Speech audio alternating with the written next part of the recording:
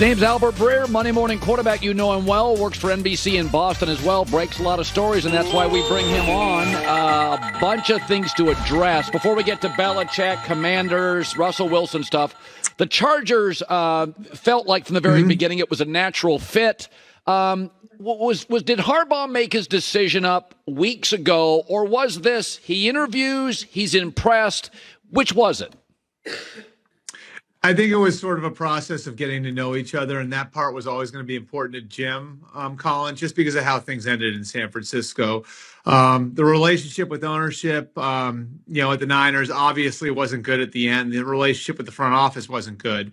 And so I actually think this was about way more than money. Now, part of it is, of course, hashing out the salary and going back and forth between Michigan and the Falcons and the Chargers, and that's just business. But I think a huge part of it was what it's going to look like coming to work every day for Jim, what relationship he was going to have with ownership. Is he comfortable with the fact that John Spanos, the owner's kid, is running football operations, is overseeing football operations at least?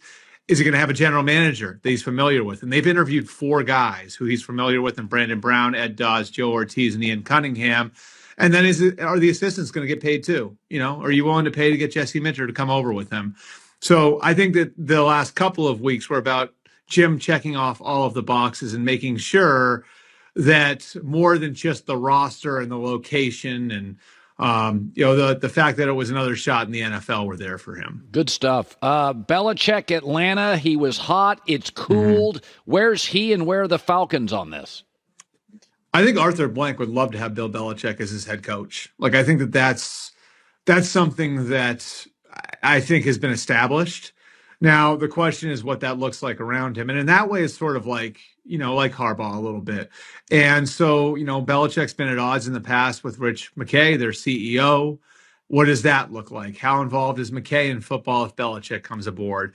What does the front office look like? How does the front office tie into the coaching staff who's got final say over things? It's funny, Colin, I had a television producer ask me a couple months ago to go look into the market for Belichick. So I did.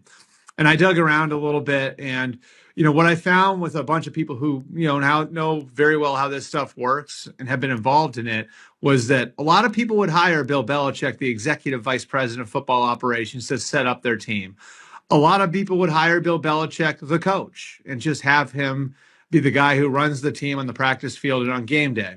But was there going to be somebody who was going to be willing to throw the keys to the castle and completely deconstruct what they have and build something back up in Belichick's image, knowing when you might only have it for a year or 2 years or 3 years?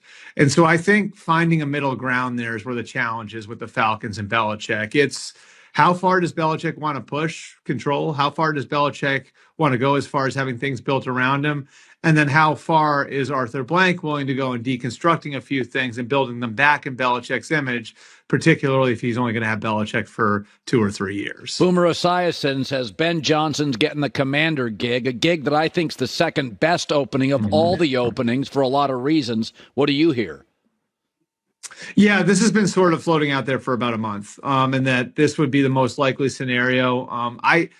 I don't think Ben Johnson trusted the situation in Carolina, and even though there were a lot of people in that Panthers organization who figured the end result here after firing Frank Reich and changing the front office was going to be throwing a bag at Ben Johnson.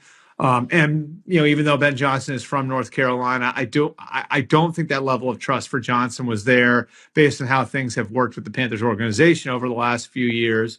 And the Commanders have certainly done a ton of homework on Ben Johnson and have looked at, okay, how would this set up if we had Adam Peters as the general manager and Ben Johnson as the head coach? So, Ben's obviously got multiple opportunities out there. He's still alive in the Seattle search, so that's another one.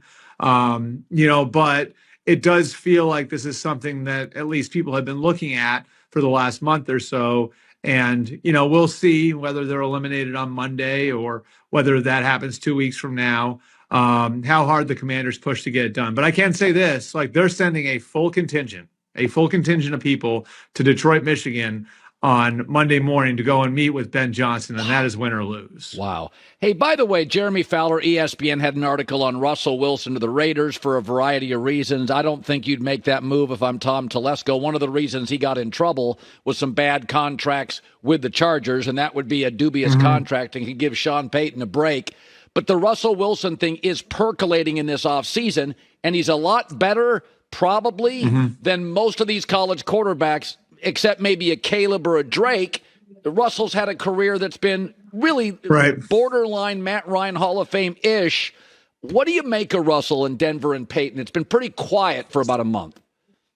Yeah, well, I think he's going to be gone from Denver. Well, we can establish that right away. Like, I think he's gone from there. And then, you got to look forward to where the market's going to be for him. Number one, I think teams are going to have a hard time envisioning him as a backup. So I don't think he goes somewhere as a backup. I also think it's probably unlikely that a Washington or a Chicago brings him in as a bridge to a young guy, because I'm not sure you want to put that amount of celebrity in your quarterback room when you're trying to bring a Caleb Williams or a Drake May or a Jaden Daniels along. So that certainly narrows the field. If he's not going to be a bridge and he's not going to be a backup, where do you find a home for him?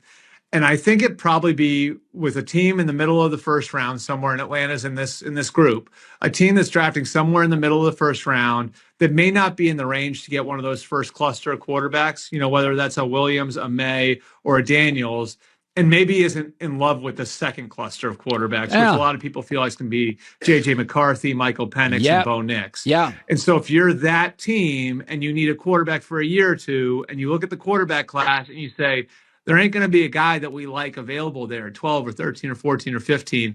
That's a scenario where I could see a team going in and saying, Russell Wilson's worth it for the next year or two. So I think something like that's going to have to play out. Is Vic Fangio to Philadelphia done or just being talked about? I think it's more or less, I think it's going to get done. I'm not sure if the papers have been signed. I think it'll be interesting to see how he meshes in that scenario, Colin. Yeah. There were problems in Miami. I mean, just from a collaboration standpoint, he wasn't exactly what they were looking for. A lot of the players were out on him to the point where at the end of the year, things looked funky on tape. And I would say this, I think in this era, the way staff's set up and the way that things are delegated, Vic's not really that way. And so, as far let's just say, for example, if you're splitting up third down and you're splitting up red zone and you're saying, okay, we're going to have our secondary coach present on this and we're going to have our D-line coach present on this. That's not the way Vic worked. Vic was the only voice in that room, and that rubbed some people the wrong way in Miami. And Nick Sirianni's always had a really inclusive culture in Philadelphia.